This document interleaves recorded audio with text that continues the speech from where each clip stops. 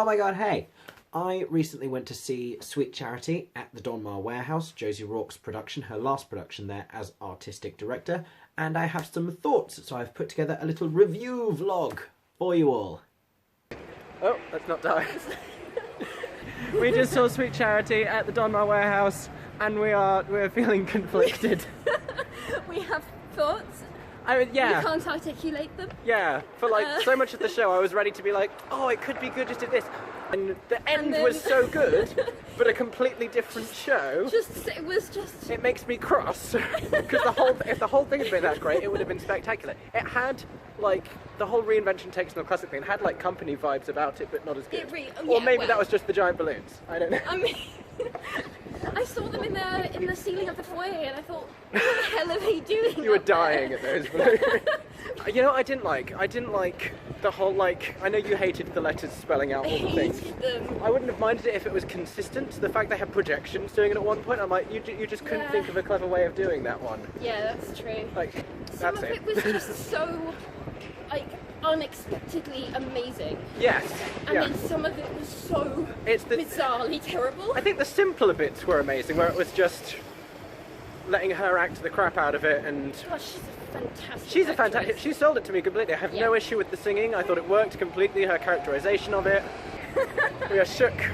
We don't know how to take away, but that is just some candid reactions for you from Louise and I. Hello. So this show sold out instantly. I tried to get tickets, couldn't get tickets, signed up to the Young and Free mailing list, and was really excited to get the opportunity to win some free tickets in the ballot, and that's a whole process that I applaud. In the time between me booking the free tickets and actually going to see the show, I heard a lot on Twitter of word of mouth from early previews. The first thing I ever read about it on Twitter was that it was a heinous production, Anne-Marie Duff couldn't sing a single note, and it was horrifying.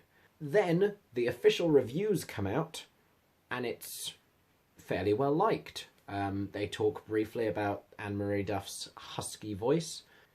Cut to, I see the show with my friend Louise, and it's weird. It's not bad. It's not great. It's one of these things. Josie Rourke takes a lot of big swings. Stylistically, everyone's in black and silver costumes. It looks very grungy and edgy. It's not full of colour. It's not very bright. It's not very flower power 60s like a lot of the usual Sweet Charity imagery is. A lot of the props and set pieces are these funky little alternative things, so they push her into this giant ball pit rather than a lake, which is pretty cool. You've got someone who randomly sits on top of a ladder with an umbrella for no particular reason.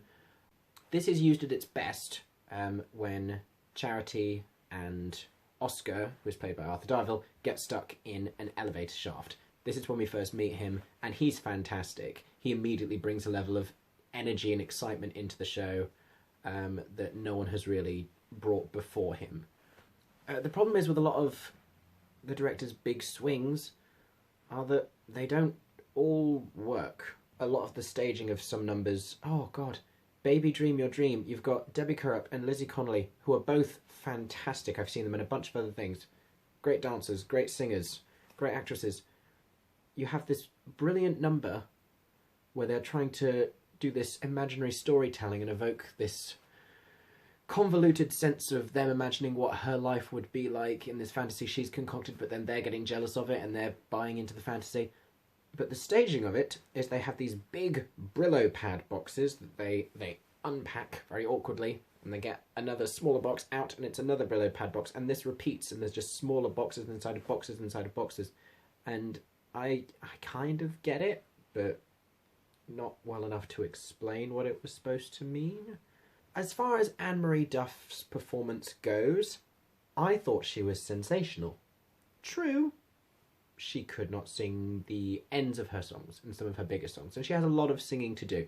When this was first written as a show, it was concocted around Gwen Verdon. It was written to be this star vehicle for her. So you really need, ideally, a strong triple threat performer to put this across. Great classic brassy belter, full-out dancer. Anne-Marie Duff is neither of those two things, but in the third aspect, she is so strong an actress, I did not mind.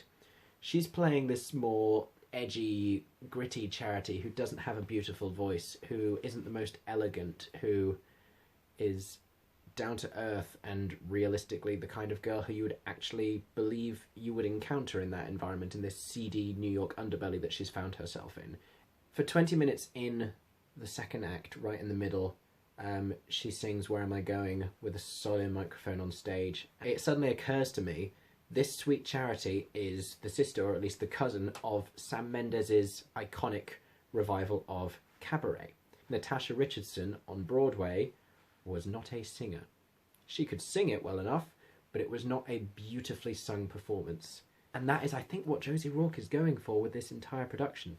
It's easier to adapt a play, and it's easier to take a dramaturgical approach and modify the tone of a play when you're not constrained by something like a pre-written score. The score for Sweet Charity is very bubblegum pop, it's very 60s, sort of ironically optimistic.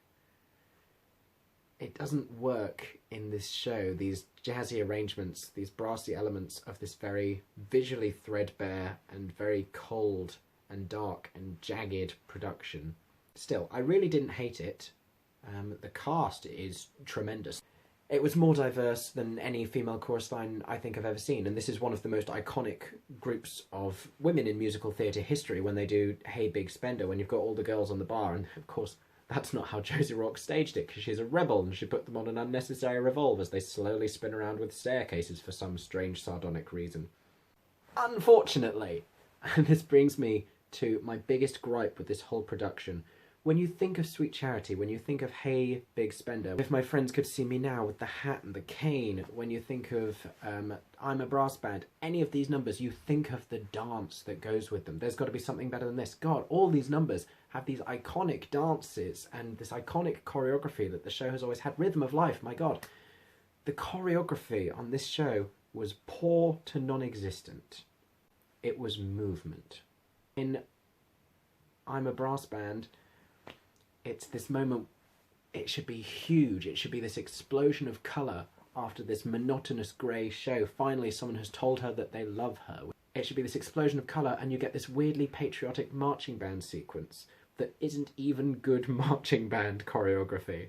It's almost as if the good people at the Donmar Warehouse and the creative team beside this production don't appreciate the significance of a lot of these numbers, of the choreography that goes with them, of this music, of these dances, and what that can achieve in theatre rather than just some tense scene work. There was some great tense scene work, but